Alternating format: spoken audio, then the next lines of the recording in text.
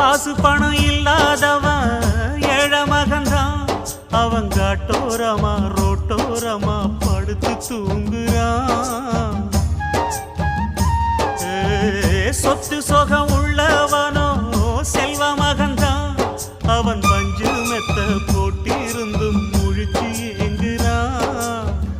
எது மற்ற பேர்களுக்கு ஏது கவலை, 4 காசு வச்சிருந்தா 100 கவலை.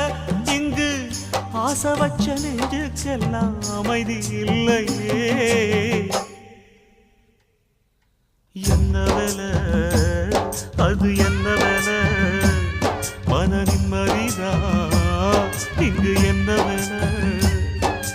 எந்த கடை அது எந்த கடை, அத விக்கிறது இங்கு எந்த கடை. பணங்காசுதான் அள்ளி வீசிதான் அடடா அதுதான் கடையில் கிடைக்காதே. என்ன வேலை அது என்ன வேலை, மன நிம்மதி